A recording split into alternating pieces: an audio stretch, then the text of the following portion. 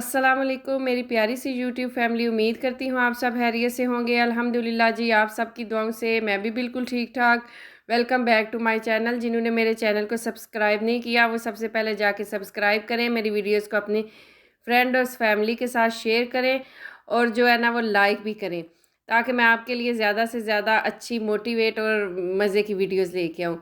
तो अब रमज़ान अल्लाह खैर करे तो खैर खैरियत से आने वाला है, तो इससे पहले घर की और किचन की डीप क्लीनिंग होना बहुत ज़्यादा ज़रूरी है, ताकि जो है ना वो रमज़ान में जो है ना वो बस आप मोटी मोटी भी सफाई कर लेना तो वो चल जाए।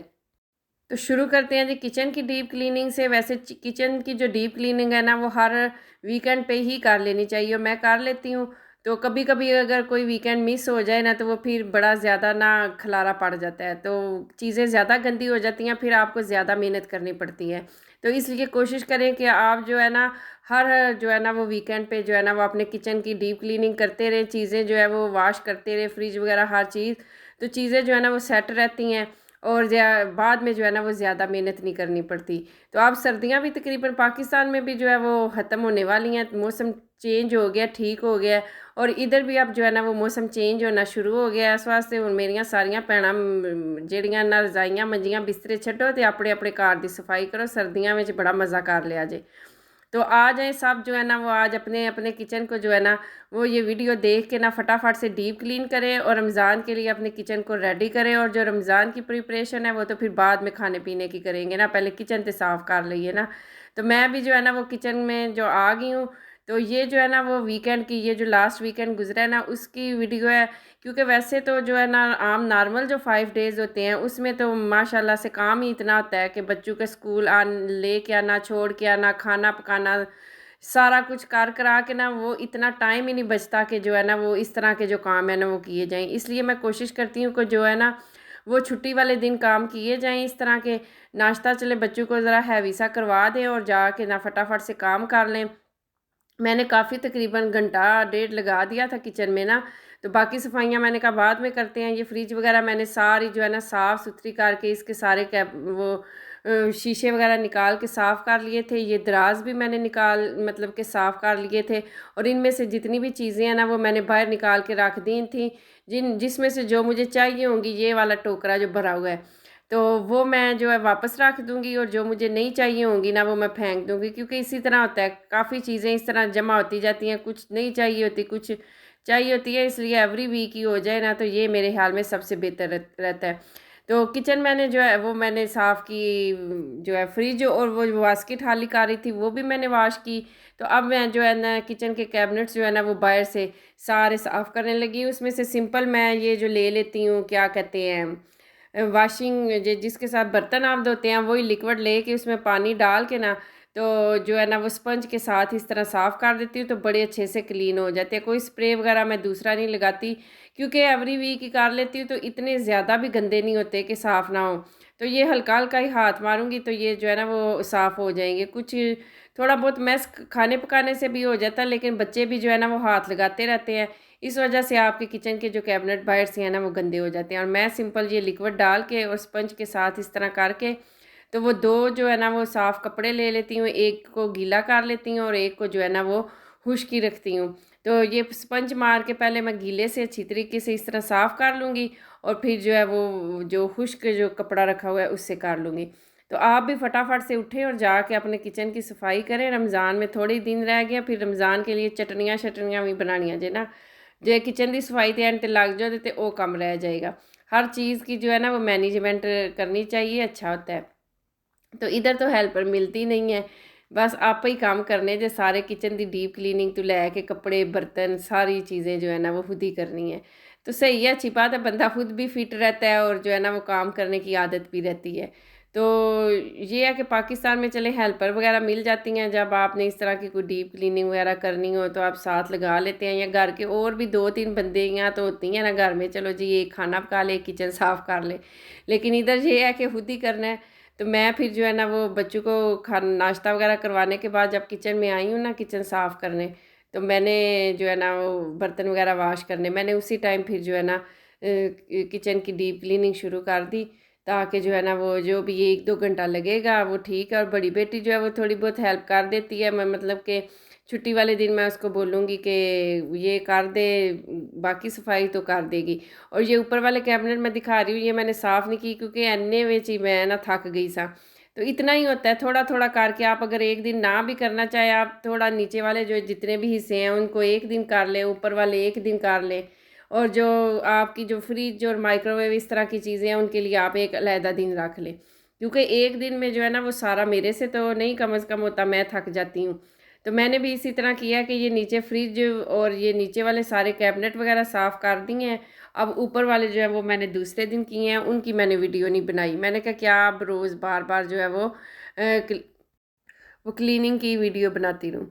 तो अभी ये मौसम जो है इधर हमारे चेंज हो गया, लेकिन ये वाला जो है ना 2-3 महीने कर लें अप्रैल तक, हमारे लिए काफ़ी ट्रबल होती है इस मौसम को लेके, क्योंकि इसमें जो है ना वो पोलन एलर्जी जो है ना वो बहुत ज़्यादा हो जाती है। वो इस कदर होती है क्योंकि इधर ग्रीनरी बहुत ज़्यादा है और पहाड़ों पे भी सारे ग्रीनरी ग्रीनरी है, जंगल ही जंगल है आले दुआले हर पासे। तो वो जब बाहर आने के लिए जो है ना वो पत्ते और शाखें फूटने लगती हैं ना, तो वो बड़ी तकलीफ़ का बायस बनती हैं। शुरू शुरू में कुछ जो है ना साल वो आप बिल्कुल ठीक रहते हैं, आपको इतना फ़ील नहीं होता, मतलब होती ही नहीं एलर्जी। लेकिन मुझे तकरीबन 5-6 साल इधर गुजरे थे ना, तो बस फिर मुझे शुरू हो गई थी एलर्जी ना। उसके लिए ये होता है कि आपकी आँखों में ख़ारिश, आँखों से हर वक़्त पानी आता रहता है, नाक में ख़ारिश, गले में, कानों में, और नाक से पानी का बहना और छींकें बहुत ज़्यादा आती हैं ना। तो ये है कि एलर्जी की गोली होती है, लेकिन उससे वो जो है ना इतना फ़र्क नहीं पड़ता, बस थोड़ा बहुत पड़ता है ना, क्योंकि इस मौसम ने ना अपना आप दिखाना ही होता है आपको। कुछ लोगों को होती है, कुछ को नहीं होती। लेकिन मेरा ख़्याल है कि इधर यूरोप में जो है ना वो हर दूसरे तीसरे बंदे को ज़रूर ये एलर्जी होती है। और ये फरवरी से शुरू होती है, फरवरी, मार्च और अप्रैल तक ना बस जो है ना वो हालात तो इसी तरह रहते हैं तबीयत के। और छींके मार मार के ना बंदे का जिस्म भी दर्द करना शुरू हो जाता है, और सारा इस तरह से। बेशक मास्क लगा के जाएँ आप, ऐनकें पहन के जाएँ, फिर भी जो है ना वो होनी होनी है। तो आजकल भी मुझे ना काफ़ी ये एलर्जी ने ना तंग किया हुआ है, तकरीबन पिछले 1 महीने से। तबीयत जो है ना उसके साथ काफ़ी अपसेट रहती है, और इन महीनों में इधर जो है ना वो मैं कहती हूँ कि बड़ा ही मुश्किल हो जाता है। बड़ी भैड़ी बीमारी है जिहड़ी एलर्जी है ना। और ऐसे जो है ना वो बंदे की तबीयत हर वक़्त ही आवाज़ार रहती है, और आँखों में इस तरह ख़ारिश होती है, दिल करता है कि उँगलियाँ डाल-डाल के जो है ना वो ख़ारिश करे। और इसी तरह जहाँ भी छींकू का सिलसिला ना वक़्त देखता है, ना जगह देखता है, जिधर भी शुरू हो जाए ना फिर अल्लाह खैर ही करे, पूरा ना हिल जाता है जेड़ा ना इटली, इतनी छींकें आती हैं। तो बस अल्लाह ताला सबको सेहत तंदुरुस्ती के साथ रखे, किसी को भी कोई भी बीमारी हो वो अच्छी नहीं होती ना, चाहे वो कुछ अरसे के लिए हो, चाहे वो परमानेंट हो। अल्लाह ताला बस सबको अपने सेहत और तंदुरुस्ती के साथ अपने हिफ्ज़ ओ अमान में रखे। तो यही है कि इधर ये मसला जो है ना 3-4 महीने होता है, इसका यही इलाज है कि अगर आप फ़ारग हैं और आप पाकिस्तान चले जाएँ, फिर बंदे की जान छूट जाती है, 3-4 महीने जो है ना वो आराम से गुज़र जाते हैं। तो जो लास्ट टाइम हम गए थे तो मार्च अप्रैल में ही गए थे, फरवरी में गए थे तो अप्रैल में वापस आए थे, तो वो लास्ट टाइम जो गए थे उससे वो एलर्जी से हम बच गए थे। तो फिर जो है वो रहना इधर ही है, तो फिर हर साल ही जो है वो उसको भुगतना पड़ता है। तो एलर्जी के इंजेक्शन भी लोग लगवाते हैं, वो तो मैंने नहीं लगवाए एलर्जी के इंजेक्शन वगैरह, लेकिन जो है ना वो टैबलेट वगैरह होती है कि आप रोज़ की ये खा लें तो आपको थोड़ा बहुत फ़र्क पड़ जाएगा। लेकिन वो भी कितनी कुछ अरसा अपना असर करती है, और फिर कोई नहीं करती। वो भी कहती है कि जिन्नियां मर्ज़ी खा लो वो ये काम होना ही होना है। तो इसलिए मैंने इस दफ़ा जो है ना वो टैबलेट भी कोई नहीं इतनी ली ना, मैंने कहा सही है, अपना इसका असर हो ले तो ठीक है। तो ये फ्रिज में सारी चीज़ें मैंने रख दी थी, फिर मैं मार्केट गई, मार्केट से जो चीज़ें बास्केट में ये प्याज वगैरह सारा कुछ ख़त्म था, ये सारा कुछ लेके आई, और फिर जो है ना फ्रिज में रखा। बंदे ने किसी ने देखना तो नहीं होता कि आपकी डीप क्लीनिंग को यहाँ आपने आपके किचन को फोलरना तो नहीं होता, बस अपने दिल की तसल्ली के लिए होता है कि हर चीज़ साफ़ सुथरी है, ऑर्गेनाइज है। और जब आप किचन में काम कर रहे हो तो आपको जो है वो चीज़ें ढूँढने में और लेने में जो है ना वो आसानी रहती है। अपने दिल की तसल्ली वास्ते, रूह की तसल्ली वास्ते असी अपने घर को साफ सुथरा रखने, वैसे भी सफाई निसफ ईमान है।